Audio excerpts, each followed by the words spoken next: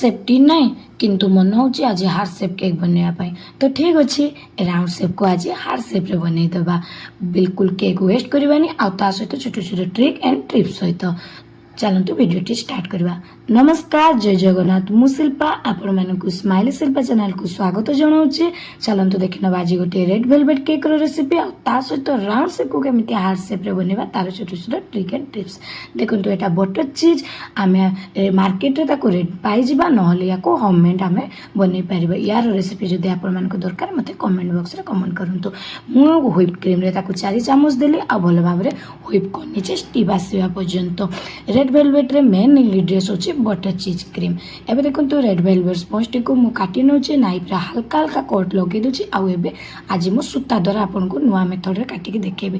देखंतु नॉर्मल सूता आपन माने नै नेबे घरे सिलाई होतबा सूता कपड़ा जोथरे सब किछ सिलाई करंती सेटा देखंतु काटिथिबा जगह रे ताको हल्का हल्का लगे नै के भल भाव रे कट लगे दोची परफेक्ट काटी छै। देखंतु बिल्कुल स्पंज एतरे भांगे नै। प्रथम गोटे स्पंज नहीं आइसिंग करवा आम से सुगर सिरप सक कर सुगर सिरप मुझे रस सिरप दे देछि। आपण मैंने रस सिरप को स्किप करपारती जदि यार फ्लेवर पसंद नुहे। तापर मु बटर चीज क्रीम दे देछि। बटर चीज क्रीम को भल भाव लगे नहीं अल्प रस सिरप दे देछि। एबे द्वितीय लेयर आम सेम मेथड रे दे दबा सुगर सिरप आ बटर चीज क्रीम।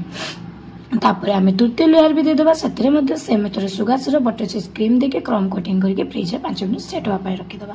देखो यहाँ फ्रिज में 5 मिनट सेट होगी पड़ा हार्ट सेप दबा तापाई मु नाइफ रे देखो गोटे प्लस भया चिन्ह देदेली आ जो दी साइड रे हो गोटे वी सेप करके काटी नेबे। वी सेप रे काटी साला पर जो दी पटे जो दीटा काटीचे सेटा सामना को ताहारी सामना लेयर को नहीं आसबे भल भाव रे। तापर नाइफ द्वारा ताको भल भाव रे लगे नेबे। देखो केते परफेक्टली लागी जाछि आ ता सामना रे वी सेप रे मु काटी नेबे। देखो परफेक्ट हार्ट सेप बनी गला बिल्कुल भी प्रॉब्लम है ना। देखो तापर मु क्रीम रे ताको भल भाव रे आइसिंग कर नेबे आ गोटे पेल स्क्रैपर से जे ता साइड रे लाइनिंग बने नोचे आ ऊपर में ताको पेलेट नाइफ द्वारा बाहर भीतर आड़ को क्लीन कर नोचे। देखो केते परफेक्ट क्लीन हो जाए। देखो एबे गोटे साइड रे मु बटर पेपर लगे देछि आ गोटे साइड रे रेड वेलवेट क्रम्स दे दोचे। रेड वेलवेट स्पंज टी जे काटी थिले तार ऊपर गोटे लेयर आउ शुक्ला नड़ियार गुंड ग्राइंडर ग्राइंडिंग करने के हल्का रेड कलर देके ताको क्रम्स बने नेचे आ ऊपर भल भाव रे लगे नेचे आ साइड रे अल्प अल्प बॉर्डर मध्ये मु बने नोचे। गोटे साइड रे बनेबा आ गोटे साइड रे डिजाइन आमे बने दबा। देखंतु तापर ऊपर मु गोटे डाला भया बने के हल्का हल्का सेतरे डट डट डट देके गोटे पत्र भया डिजाइन रे बने नोचे।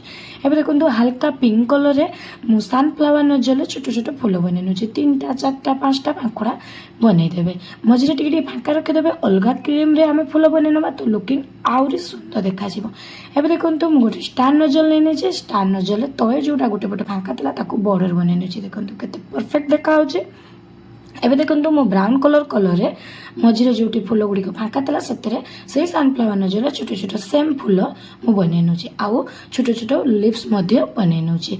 एबे येलो कलर क्रीम रे फूल मझिरे मु डट डट करके बढ़िया से बने दोची। देखंतु केते परफेक्ट यार नजर देखुची या फाइनल लुक देखिबे केते सुंदर लागुचे। आउ एतरे मु हल्का गोल्डन डस्ट कलर स्प्रे मध्ये कर दिची। वीडियो टी जदी भल लागुची ताले प्लीज सब्सक्राइब करनियंतु आ गोटे लाइक मध्ये कर दियंतु। देखाबा नेक्स्ट वीडियो रे।